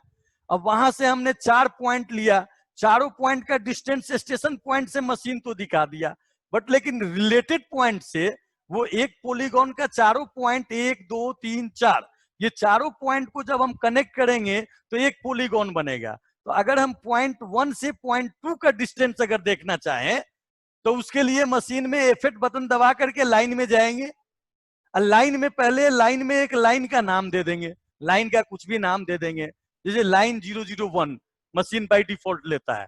उसको जब हम ओके करेंगे फिर उसके बाद में वो हमसे पूछेगा कि किस किस लाइन को आपको ऐड करना है, किस किस पॉइंट को आपको ऐड करना है, किस पॉइंट से किस पॉइंट के पे लाइन बनाना है आपको। तो पॉइंट नंबर 1 से पॉइंट नंबर 2 अगर हम उसको पॉइंट नंबर 1 ऐड किए, फिर उसके बाद न्यू किए, एडिट किए, फिर मतलब कि दूसरा पॉइंट आएगा हमारा, फिर उसके बाद दूसरे पॉइंट को ऐड करेंगे, तो उस पॉइंट से उस पॉइंट के बीच का फिर मोर ऑप्शन आता है F5 बटन, उस F5 बटन से मोर बटन से जब हम क्लिक करेंगे तो उसका हमको लेंथ दिखा देगा, लेंथ दिखा देगा, लेंथ दिखाएगा। वो लेंथ है कि आप अपने मशीन को अगर मीटर में यूनिट सेट किया है तो मीटर में दिखाएगा, अगर आप अपना मशीन को फीट में सेट किया है तो फीट दिखाएगा, अगर आप अपने मशीन को माइल में सेट किया है तो माइल दिखाएगा, यानी सेंटीमीटर में सेट किया है तो सेंटीमीटर में दिखाएगा, वो लाइन का लेंथ दिखाएगा। उसी तरह से एरिया है, तो पॉइंट पर तो जाएंगे तो पॉइंट सारा दिखेगा हमको, उसके बाद लाइन पे जाएंगे तो लाइन पे एक लाइन का नाम दे करके किसी भी दो बिंदु को हम आपस में ऐड कर देंगे तो लाइन बन जाएगा और उस लाइन का डिस्टेंस हमको दिखा देगा। उसके बाद एरिया पे जब हम क्लिक करेंगे तो एरिया में भी एरिया एक फोल्डर क्रिएट कर लेते हैं। एरिया यानी एरिया आप देखिएगा तो किस चीज में देखिएगा, तो एरिया का कुछ नाम देना होगा। इसमें भी जब एरिया पर क्लिक करते हैं आप तो 001 करके एरिया का नाम आ जाता है, उसको आप स्टोर कर देंगे, उसके बाद स्टोर हो जाएगा वो। उसके बाद एडिट में जाएंगे, एडिट में जाएंगे फिर पॉइंट में जाएंगे, जैसे ही आप पॉइंट में जाएंगे तो पॉइंट ऐड करने के लिए बोलेगा। अब इसमें एक बात का ध्यान रखना जरूरी है कि आपने जो पॉइंट लिया है वो सिस्टमेटिक वे से है कि नहीं है। ऐसा तो नहीं है कि 1 2 3 4 5 6 7 8 आपने लिया, 2 प्लॉट का 8 पॉइंट लिया आपने, एक प्लॉट का 4 पॉइंट है और दूसरे प्लॉट का 4 पॉइंट है, ठीक है। तो अब आपको जोड़ना होगा, तो 1 से 2, 2 से 3, 3 से 4, यानी एक पॉलीगॉन बन जाएगा हमारा, ठीक है। उसी तरह से 5 से 6, 6 से 7, 7 से 8 ये हम जोड़ेंगे तो दूसरा पॉलीगॉन हमारा बन जाएगा। तो दोनों पॉलीगॉन का एरिया अलग अलग हमको दिखाएगा, और दोनों का एरिया देखने के लिए अलग अलग हमको फोल्डर क्रिएट करना पड़ेगा मशीन में, मशीन में देखने के लिए अलग अलग क्रिएट करना पड़ेगा। उसी डेटा को अगर हम मतलब पेन ड्राइव, SD कार्ड और इस मशीन के अंदर एक केबल भी होता है जिस केबल से आप कंप्यूटर में जोड़ देंगे, तो ये लाइका का जो सॉफ्टवेयर है या जियोमीडिया सॉफ्टवेयर है, ArcGIS जैसे सॉफ्टवेयर है, तो उसमें जब आप इस डेटा को ट्रांसफर कर लेंगे कंप्यूटर में तो सारे पॉइंट आपको दिखने लगेंगे कंप्यूटर में। सारे पॉइंट जब दिखने लगेंगे तो उस पॉइंट के अनुसार आप मैप तैयार कर सकते हैं, उसको आप डिस्टाइज एक पॉइंट से दूसरे पॉइंट को कनेक्ट कर करके आप मैप तैयार कर सकते हैं। तो एरिया भी देखने के लिए आपको पॉइंट जो लिए हैं उस पॉइंट का सिस्टमेटिक क्रम याद होना चाहिए, नहीं तो ऐसा तो नहीं है कि एक नंबर को 8 नंबर से ऐड कर दिया आपने, 7 नंबर को 2 नंबर से ऐड कर दिया, जबकि 1 से लेके 8 पॉइंट जो आपने लिया है तो ये 4-4 पॉइंट जो है दूसरे खेत का लिया है। 4 पॉइंट एक पॉलीगॉन के लिए लिया और दूसरे पॉलीगॉन के लिए 4 पॉइंट लिया, तो चारों पॉइंट सिस्टमेटिक ढंग से है, तो वो सिस्टमेटिक ढंग से लेकर के हम आप देख सकते हैं। और भी मशीन में बहुत सारी चीज है जिसमें मशीन में हाइट भी आप निकाल सकते हैं, मशीन से एंगल भी देख सकते हैं, मशीन में कोई पॉइंट अगर आप भूल गए हैं तो स्टेक आउट जो ऑप्शन होता है उस स्टेक आउट से मशीन का ऑप्शन किसी पॉइंट को आप ढूंढ भी सकते हैं, किसी पॉइंट को आप खोज भी सकते हैं।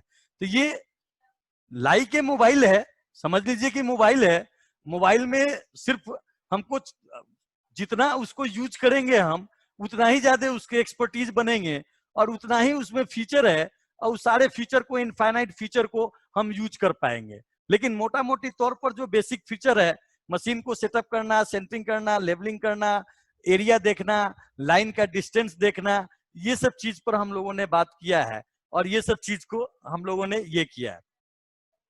ये ETS मशीन का काम था, ये ETS मशीन का काम था। उसी तरह से DGPS मशीन भी है, डिफरेंशियल ग्लोबल पोजिशनिंग सिस्टम। ये डिफरेंशियल ग्लोबल पोजिशनिंग सिस्टम से भी हम सर्वे का काम कर सकते हैं। इससे भी केवल बिना ईटीएस मशीन के यूज के हम डीजीपीएस से भी सर्वे का काम कर सकते हैं, लेकिन ईटीएस मशीन जैसा एरिया पॉइंट ऐड ये सब करने के लिए उसमें फैसिलिटीज उसमें उतना नहीं है जितना ईटीएस मशीन में है। बट लेकिन डीजीपीएस से प्रायः कोऑर्डिनेट निकालने का ही काम किया जाता है, और जिसको हम लोग जानते भी हैं कि किसी पॉइंट पर फिक्स करके प्राइमरी कंट्रोल पॉइंट के लिए 72 घंटा, और अभी हमने बताया है 4 घंटा, और मतलब 15 मिनट 45 मिनट, ये सब जो ऑब्जर्वेशन है उस ऑब्जर्वेशन से हम उस पॉइंट का कोऑर्डिनेट को निकालते हैं। तो उसमें भी दो तरह का ऑप्शन होता है, एक स्टैटिक मोड होता है और एक आरटीके मोड होता है ना। तो स्टैटिक मोड में भी और आरटीके मोड में, दोनों मोड में भी हम सर्वे करते हैं। जनरली स्टैटिक मोड में जा करके हम किसी का मतलब ये करते हैं, क्या कहते हैं, ये मतलब कि किसी ग्राउंड का, किसी पॉइंट का लैटिट्यूड लॉन्गिट्यूड निकालना रहता है, तो उसके लिए स्टैटिक मोड में जाके पोस्ट प्रोसेसिंग मोड में जा करके उसको मशीन को, उसमें भी इसी तरह का कॉन्फ़िगरेशन रहता है, न्यू जॉब रहता है, उसमें जीपीएस से कनेक्ट करने का सिस्टम होता है, जीपीएस से कनेक्ट करेंगे और तब जाकर के उसमें सैटेलाइट ट्रैकिंग का रहता है, एक बेस बनाते हैं हम, उसका भी ट्राइपोर्ट होता है, उसका भी सेंटरिंग और लेवलिंग किया जाता है।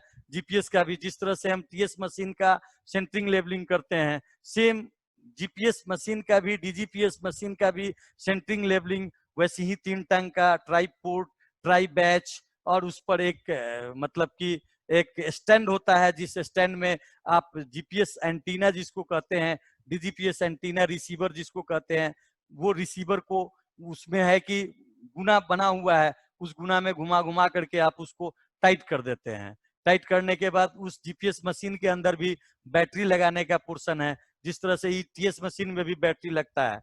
ये बैटरी भी चार्ज होना जरूरी है।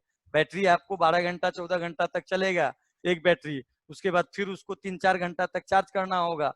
3-4 घंटा चार्ज कीजिएगा तो फिर वो काम करेगा। तो वैसे सिचुएशन में जहां हमको लॉन्ग पीरियड के लिए काम करना है, वहां 2-3 बैटरी चार्ज कर करके और लेके जाते हैं साथ में। उसी तरह से डीजीपीएस मशीन को भी ऑन करने के लिए उसमें बैटरी रहता है, उसके अंदर डाटा को स्टोर करने के लिए एसडी कार्ड लगाने का सिस्टम रहता है, एसडी कार्ड लगा सकते हैं।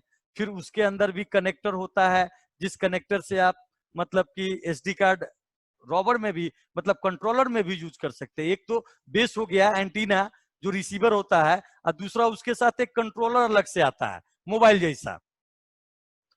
जैसा एक कंट्रोलर आता है। उस कंट्रोलर में भी ईटीएस मशीन का जिस तरह से बटन है, उसी तरह से उसका भी टोटल का टोटल बटन रहता है, डीजीपीएस का भी।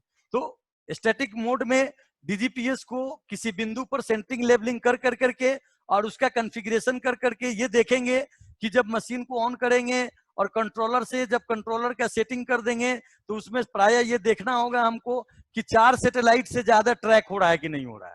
उसमें ट्रैकिंग सैटेलाइट दिखते रहता है, कंट्रोलर में आपका ट्रैकिंग सैटेलाइट दिखते रहता है, कितना ट्रैक कर रहा है, कौन कौन सा सैटेलाइट ट्रैक कर रहा है, जीपीएस कर रहा है, ग्लोनास कर रहा है, गगन कर रहा है, कौन कौन सा सैटेलाइट ट्रैक कर रहा है, वो दिखते रहता है। मिनिमम 4 सैटेलाइट तक अगर ट्रैकिंग है, मिनिमम 4 सैटेलाइट में भी उतना अच्छा सिग्नल आपको नहीं प्राप्त होगा, उतना अच्छा एक्यूरेसी नहीं प्राप्त होगा। लेकिन 8, 10, 20 सैटेलाइट को अगर ट्रैक कर रहा है और उसमें दिखा रहा है कि 10 सैटेलाइट ट्रैक कर रहा है, तो 10 सैटेलाइट ट्रैक कर रहा है, इसका मतलब आपको सिग्नल जो रिसीवर को मिल रहा है, सैटेलाइट से जो रिसीवर को सिग्नल मिल रहा है, वो सिग्नल काफी अच्छा और काफी स्ट्रॉन्ग मिल रहा है। उसमें भी डीजीपीएस लगाते समय देखेंगे कि कोई 15 डिग्री के इसमें कोई मतलब कि बिल्डिंग तो नहीं आ रहा है। अगर बिल्डिंग आ रहा है तो मल्टीपाथ एरर हो जाएगा, वो उसमें मल्टीपाथ एरर क्रिएट होने लगेगा। स्पेस क्लियर है कि नहीं है, क्लाउडी है, बादल है, वो सब भी देखा जाता है। उसमें भी वो सबका भी एरर होता है उसमें डीजीपीएस में। तो वो आसमान साफ होना चाहिए, डीजीपीएस के लिए भी ऊंचे स्थान पे होना चाहिए, जहां पे डीजीपीएस को कोई मल्टीपाथ एरर मतलब कि ये नहीं रोक नहीं सके। यानी कोई बिल्डिंग के बगल में हमने लगा दिया, और बिल्डिंग के बगल में लगाया तो जिस समय सैटेलाइट बिल्डिंग के अपोजिट साइड में जाएगा, उस समय सैटेलाइट बिल्डिंग से हमारा छुप जाएगा और हमारे रिसीवर को सैटेलाइट से कम्युनिकेट नहीं होगा, और सैटेलाइट से कम्युनिकेट नहीं होगा तो उसमें प्रॉब्लम होगा, तो वो मल्टीपाथ एरर कहलाएगा। वो भी एरर जब हम डीजीपीएस के डेटा को जब हम कंप्यूटर में प्रोसेस करते हैं तो वो सारा का सारा एरर दिख जाता है कि आपका कौन सा एरर आया है। उसमें भी झंडी टाइप का रहता है, अगर येलो है, ग्रीन है और रेड है। अगर रेड झंडी लग गया किसी को बेसलाइन करते समय, प्रोसेस करते समय सॉफ्टवेयर में, तो समझिए कि वो डाटा जो आपने लिया है वो ट्रैकिंग में कहीं ना कहीं प्रॉब्लम हुआ है, या आप सेटिंग में प्रॉब्लम हो, या आपका सैटेलाइट से इमेज सही ढंग से नहीं जुड़ा हो, उसमें प्रॉब्लम हो, जिसके कारण आपका रेड आ रहा है। तो रेड झंडी बन जाएगा, ऑटोमेटिक सॉफ्टवेयर बना देगा उसमें। येलो है यानी मॉडरेट है, चलने के लायक है, उसको आप चला सकते हैं, बट लेकिन एरर है उसमें। अगर आपका ग्रीन है तो दी बेस्ट है। जो एमएम में जो एक्यूरेसी की बात करते हैं हम, वो एमएम में 1.5 mm, 1 mm, 2 mm तक एरर, वास्तविक एरर आ सकता है। तो इस तरह से डीजीपीएस से तो वो हम एक पॉइंट लेने की बात करते हैं। दूसरा आरटीके मोड है, रियल टाइम काइनेमेटिक, है ना। तो आरटीके मोड में भी क्या करते हैं, एक तो बेस बनाते हैं, एक को रोवर बनाते हैं, एक को बेस बनाते हैं और एक को रोवर बनाते हैं। तो बेस वाले पोर्शन को क्या करते हैं, मतलब हाइट पे, छत पे ले जा करके, और वो जो जिस पॉइंट पे हम लगाए हैं उस पे, उस पॉइंट का कोऑर्डिनेट उसको दे करके उसको फिक्स कर देते हैं। और उसके बाद सेम एक रॉड में एक कंट्रोलर लेके आओ, कंट्रोलर को वहीं पे छोड़ देते हैं। कंट्रोलर और बेस हमारा वहीं पे रहता है, ऊपर में छत पे। और दूसरा एक रोवर तैयार करते हैं, वो बेस हो गया।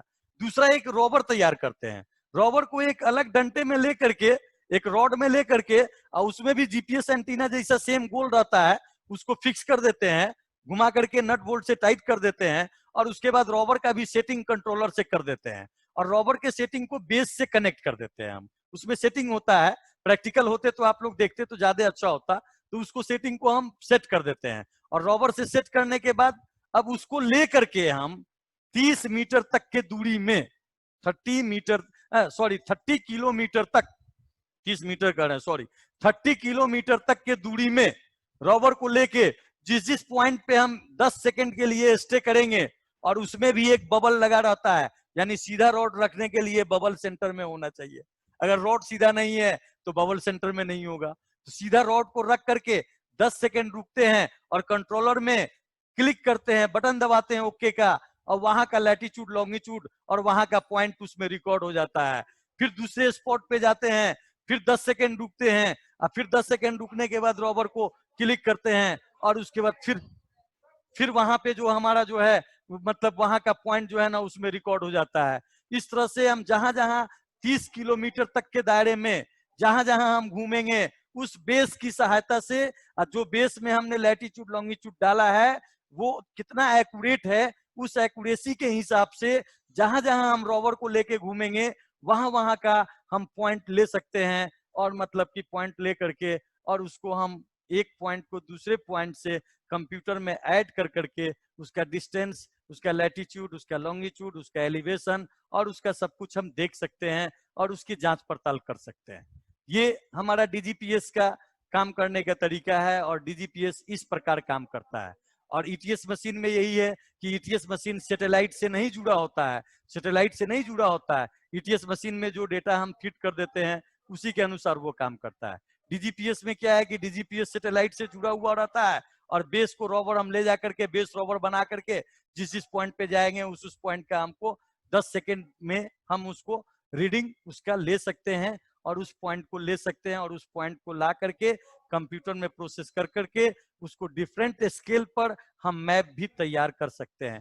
डिफरेंट स्केल मतलब आपके एसएस यानी स्पेशल सर्वे में 2 ही स्केल को मानक बनाया गया है। वो विलेज के लिए 1:4000 और गांव के लिए, आबादी वाले के लिए 1:1000 पर बनाने का फैसला लिया गया है, और जिसके आधार पर ही मैप का निर्माण किया जा रहा है। स्केल क्या है ये भी आप लोग अच्छे से समझ गए। अब ऐसा करते हैं 5 मिनट का थी सर जी। तो मैं कहना चाहता हूँ कि क्या ईटीएस मशीन का यूज फील्ड में कानूनगो करेगा? नहीं, देखिए वो चीज तो ईटीएस मशीन का यूज फील्ड में कानूनगो करेगा। आपको कानूनगो है तो आपको शायद क्लास में बताया गया होगा कि आपका क्या काम है और आपका क्या दायित्व है, और आपको नक्शे को कितना % जांच करना है।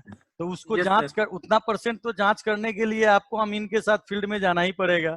इसीलिए अमीन आपको बेवकूफ न बनाए किसी काम yes, में, जिसके चलते yes, आपको ईटीएस मशीन की जानकारी रखनी जरूरी है, कि ताकि ऐसा ना हो कि बैक साइड आईडी के जगह पे वो कुछ दूसरा चीज बोल रहा हो, सेंटरिंग लेवलिंग के जगह पे कुछ दूसरा चीज आपको समझा के निकल जाए अमीन साहब। तो इसलिए आपको तो इसकी जानकारी होनी चाहिए, ताकि आपको कोई बेवकूफ नहीं बनाए। और जितना और परसेंट सर, आपको जांच करना है उतना तो करना ही पड़ेगा। यस सर, जी। और ईटीएस मशीन में भी सर क्या लिस्ट काउंट होता है? ईटीएस मशीन में लिस्ट काउंट मतलब एक्यूरेसी, उसका लिस्ट काउंट मतलब यस, हाँ हाँ, एक्यूरेसी मिनिमम मतलब मेजरमेंट उसका। मिनिमम मेजरमेंट नहीं, एमएम में एक्यूरेसी होता है, वही 0.1 मतलब कि 1 mm 2 mm, मैक्सिमम 3 mm से ज्यादा, वो भी एक बाउंड्री से दूसरे बाउंड्री के मेजरमेंट में आएगा। पर्टिकुलर प्लॉट में कोई कोई मतलब काउंट नहीं आएगा, वो 100% एक्यूरेट आएगा। जनरली सर, अगर मैं ऐसे एक प्लॉटिंग किया था तो उसमें अगर मैंने देखा कि जैसे एक प्लॉट है तकरीबन 40 मीटर बाय 40 मीटर का, तो उसमें ईटीएस मशीन लगाने पे 5 का अगर एरर आता है, सर आपका कहना है कि एक विलेज में 20 सेंटीमीटर आना चाहिए? नहीं नहीं, 20 सेंटीमीटर? विलेज का कहने का मतलब ये है, 20 सेंटीमीटर कहने का मतलब ये है कि आप जी जो मशीन सेट करते हैं, तो विलेज का मतलब कहने का विलेज बाउंड्री से है। हर एक प्लॉट में 20 सेंटीमीटर 20 सेंटीमीटर अगर एरर आएगा, तो यस विलेज सर, के बाउंड्री में तो एरर बहुत ज्यादा हो जाएगा ना। तो कहने जी का मतलब है कि विलेज बाउंड्री में 20 सेंटीमीटर तक क्षम है। जिस तरह से हमने बताया अभी पहले क्लास में कि पहले 100 कड़ी का छूट मिलता था, कि एक विलेज में एक सिवाना से दूसरे सिवाना पर अगर 100 कड़ी यानी का डिफरेंसेस अगर आ रहा है, तो चलेबुल है, आना तो नहीं चाहिए, वो सब तो बराबर आना चाहिए। लेकिन अगर आ रहा है तो उसको मान के चलिए कि ठीक है, और पूरा रीवर्क करने की आवश्यकता नहीं है, क्योंकि रीवर्क करने के लिए फिर खर्च जो है ना दोबारा बढ़ जाता है, फिर से वो को उसको पुनः पूरा खर्चे से चालू करना पड़ता है। तो पहले ही कॉन्शियस होकर के ये काम किया जाए, तो वो जो एरर है बाउंड्री टू बाउंड्री है, 10 सेंटीमीटर 20 सेंटीमीटर। ऐसा नहीं है कि पर्टिकुलर प्लॉट में 10 सेंटीमीटर 20 सेंटीमीटर का एरर आएगा। उसी टाइप से आपका मेजरमेंट जो ईटीएस का है, तो आप जो ले रहे हैं, तो boundary to boundary 3 mm 2 mm का एरर आना चाहिए, और पर्टिकुलर प्लॉट में कोई एरर नहीं आएगा। यदि आपने मशीन को सेंटरिंग लेवलिंग और प्रिज्म का जो लेवलिंग है वो ठीक रखा है, तो और फिर एक और भी तो बात है ना, जो आप प्रिज्म रखते हैं खेत के आड़ी पर, वो किस पॉइंट पे रख रहे हैं आपको तो पता नहीं है ना। हो सकता है थोड़ा आगे पीछे भी तो रखा जा सकता है। जैसे फीता से जिस पॉइंट पे नाप रहे हैं आप, उस पॉइंट को आप मतलब कि डिनोट कर दें, एक बिंदु से डिनोट कर दें, और उसी बिंदु पर प्रिज्म को रख करके लेवलिंग कर करके अगर मेजर करें, तो 1 mm का भी अंतर नहीं आएगा। एक नंबर चीज। दूसरी नंबर चीज ये भी डिपेंड करता है कि आपने जो फीता यूज किया है, उस फीते में तो एरर तो नहीं है। जी, जनरली सर क्लॉथिंग वाले फीता में तो गर्मी के टाइम में एक्सपेंड हो ही जाता है वो तो उसमें। एक्सपेंड भी हो जाता है, और दूसरी चीज है कि जो आप स्केल जो आप फीता यूज कर रहे हैं, वो यस सर, किस कंपनी का बना हुआ है उस पर भी डिपेंड करता है ना। जी सर, एक्यूरेसी पर ही तो उसका रेट रहता है। कोई फीता 100 मीटर का 100 फीट का फीता आपको यस 50 रुपया में भी मिलता है, और कोई फीता यस 100 सर, फीट का 5,000 में भी मिलता है। तो फर्क क्या है यस आखिर? फर्क उसमें और बने हुए फीता के मटेरियल का है और एक्यूरेसी राइट का राइट है, सर, और तो एक्यूरेसी जनरली का है, material yes and sir, yes accuracy sir. का है, इसीलिए वो फीता वैसा है। ठीक है, तो चलिए अमीन नेक्स्ट। लोग सर, एक और क्वेश्चन था सर, क्लोज हाँ ड्राइवर्स के बारे में बता रहे थे आप। हाँ, ये ओपन ड्राइवर्स और क्लोज ड्राइवर्स के बारे में। जी जी।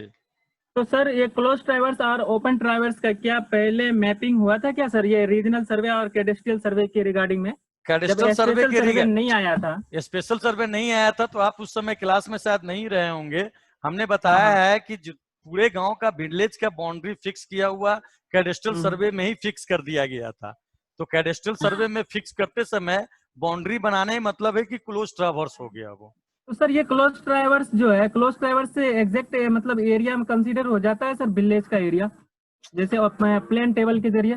नहीं, वही तो बोल रहे हैं कि विलेज का एरिया तो कैलकुलेट तो होता ही है, लेकिन जी, सर्टेन एरर होता है जिसकी छूट दी गई है उन लोगों को।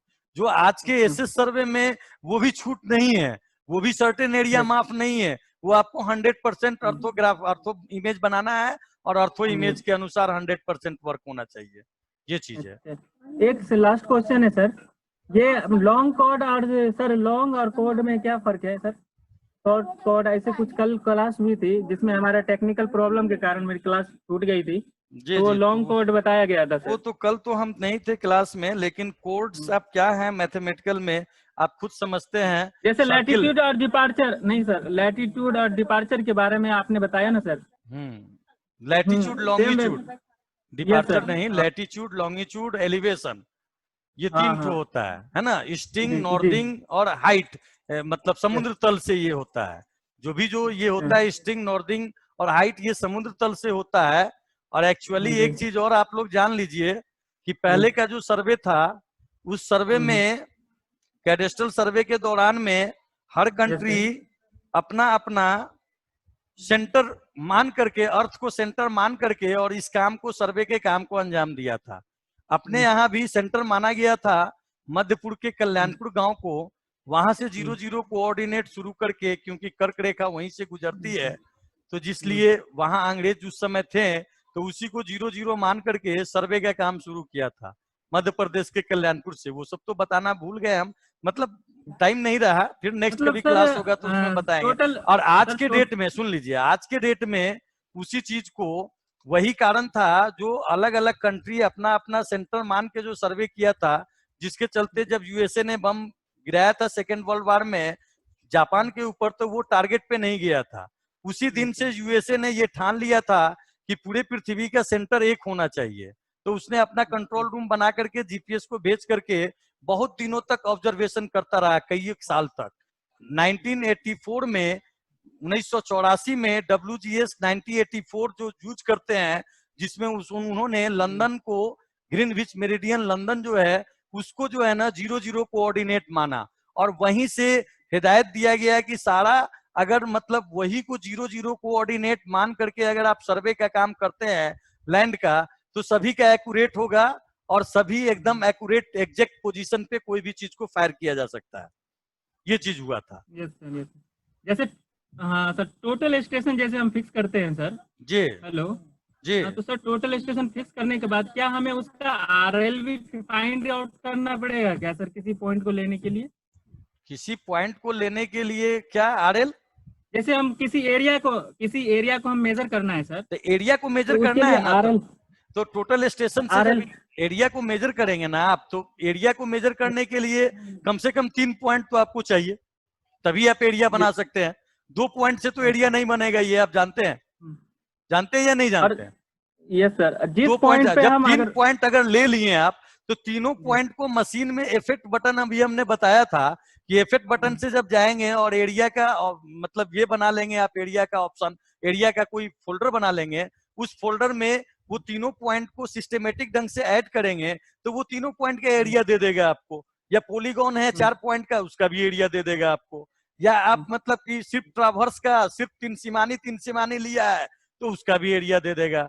जैसे मैं बहुत सारा मेजरमेंट में अमीन को एक एक प्लॉट को मेजर करना रहता है, और सीनियर अधिकारी को डायगोनल मेजर करना रहता है ना। सर मैप में हाँ जब सर, एक करते हैं मिनट तो सर। ऐसा करते हैं, तो डायगोनल भी ईटीएस से मेजर कर सकते हैं आप। सर मेरा क्वेश्चन उसके रिलेटिव नहीं था, मेरा क्वेश्चन था सर कि जैसे टोटल स्टेशन हम जिस पॉइंट पे फिक्स करते हैं, राइट सर, तो उस पॉइंट को किसी पॉइंट के रेफरेंस में आरएल पॉइंट फिक्स करके किया जाता है, या जनरली टोटल स्टेशन को हम फिक्स करने के बाद ही मैं उसका वहाँ उस एरिया का प्लॉटिंग कर लेंगे? तो उसे उसे उस एरिया का प्लॉटिंग करने के लिए वही तो बोले, जब नहीं, आपको जैसे सिंपल वे कोऑर्डिनेट, में, जैसे सिम नहीं उसमें जब जैसे सिम डीजीपीएस में बेस और रॉबर के रिलेशन रहता है, इसमें स्वतंत्र रूप से आप जी। मतलब कि ईटीएस को डाल सकते हैं। अच्छा, जैसे कि हम जनरली फ्लाई लेवलिंग वगैरह कुछ हाइट करते हैं अपन, तो उसका आरएल ट्रांसफर करके उसके नहीं बाद नहीं उस नहीं, इंडिया को आगे तो ऐसा करते हैं, तो वो वो सिचुएशन तो ये टोटल स्टेशन में तो नहीं है सर? नहीं है टोटल स्टेशन में वो सिचुएशन नहीं है। वो आप डायरेक्ट वही सेंटरिंग जी। लेवलिंग जो है आपका, वही मेन है। और आप 2 चीज देते हैं इसमें, एक चीज देते हैं इंस्ट्रूमेंट का हाइट, और दूसरा टारगेट यस सर। हाइट देते हैं, ठीक है ना। जब target height okay okay. Instrument height जब दे देते हैं ना, तो वो स्लोप डिस्टेंस को खत्म करके डायरेक्ट हॉरिजॉन्टली डिस्टेंस को लेके आता है वो। अच्छा, थैंक यू समझे सर। ना? Okay, okay, thank you. Next कोई क्वेश्चन है किसी का? भाई टाइम भी तो ओवर हो चुका है, लेकिन अगर कोई क्वेश्चन है तो कीजिए, नहीं तो फिर नेक्स्ट क्लास में देखा जाएगा। हाँ सर, एक मेरा रिक्वेस्ट है, जब तक कि सर कोई भी मतलब स्टूडेंट है जो बहुत मुश्किल से आप तक पहुंच पाता है, जैसे कनेक्ट नहीं हो पाती है, तो मेरा रिक्वेस्ट है कि बोलिए। अच्छा, चलिए जी, बोलिए। हेलो। हेलो। हाँ, बोला जाए, बोला सर जाए सुन सर। रहे हैं? जी जी, सुन रहे हैं सर। सर अभी अपने कुछ देर पहले जो क्लास में बताया जी कि सर। मैप को ही फर्स्ट प्रायोरिटी मानेंगे। जी अगर जी। मैप में सड़क है, तालाब है और जी उसको जी। भर दिया गया है तो क्या करेंगे वहां पे जाने के बाद साइड पे? तो सर जी, मैप में सड़क का तालाब है तो पुराने वाले मैप में कैडेस्ट्रल मैप को आपको रेफरेंस मान के ही एसएस मैप में काम करना है। अब वो पुराने वाले अच्छा। मैप में ऑलरेडी सड़क और तालाब है। आप पुराने वाले मैप में कैडेस्ट्रल मैप भी आप ले सकते हैं, रिविजनल मैप भी ले सकते हैं, और एसएस मैप जो तैयार होकर के आया उसमें आपको तालाब नहीं दिखेगा, लेकिन पुराने वाले मैप में तो तालाब दिखेगा ना आपको। उस हिसाब से उसको निकाल देना है, सरकारी जमीन बना देना है उसको। सरकारी जमीन किसी का नहीं है, वो सरकारी जमीन गवर्नमेंट का ही है, वो किसी रैयत को नहीं दिया जा सकता है। अच्छा। एक चीज, आप जमीन के बारे में सर लोग भी आपसे डिस्कशन किए होंगे, और हमारे विनोद झा सर हैं, वो लैंड के बारे में आपको पढ़ाएंगे, कैसरे हिंद और ये सरकारी जमीन, रैयती जमीन, ये सब क्या होता है, उसमें भी आपका ये डाउट पूर्णतः क्लियर हो जाएगा, और सरकार का कौन कौन सा नोटिफिकेशन है उसके अनुसार। जी जी। सर अभी आपने मेड़ के खेतों के मेड़ का भी जिक्र किया था जो जी जी। 2.5 कड़ी का होता है। हाँ हाँ हाँ, पहिल का जो होता है तो वो खेत का हाँ मेड़ हाँ, 2.5 कड़ी। जी जी जी जी। अब अभी तो इस टाइम में नहीं होगा ना सर? क्यों नहीं होगा इस टाइम में? 2.5 कड़ी का तो रहबे करता है, लेकिन अब कोई आदमी सर खेत को कहीं कहीं काट ले तो वो अलग हाँ बात हाँ, कहीं कहीं तो मेड़ ही नहीं है सर। है, मेरी नहीं तो वो अलग बात है, वो अलग बात है। लेकिन अब आपका एसएस में जो है ना, वो जी 2.5 कड़ी, मतलब कि समझिए कि देखिए, लाइन का जो मोटाई होता है ना, उसका जो ये है, जैसे जी स्केलिंग पर हम पेपर को ड्रॉ करते हैं, स्केल पर हम पेपर जी को ड्रॉ करते हैं, अगर जी जी वही उतना ही जितना लाइन की मोटाई होती है उतना ही अगर जमीन की मोटाई को लिया जाए तो दिखेगा ही नहीं जमीन पर। जी जी। जमीन पे वो दिखेगा ही नहीं, लेकिन चूंकि ये हम्म, स्केलिंग पर पेपर पे बना रहता है, इसीलिए उस लाइन की मोटाई का जो सीमा है वो 2.5 कड़ी का था, और बाउंड्री का जो था वो 5 कड़ी का था। पहले के दौर में हम्म, लोग मान के चलते थे। तो 2.5 कड़ी हम्म। में से कोई जमीन को अगर मेजर किया जा रहा है आरी को, तो आधा आरी उस खेत का है और आधा आरी उस खेत का है, इस तरह से उसको बांट करके दे दिया जाता था। Okay sir, thank you sir. ठीक है, ओके।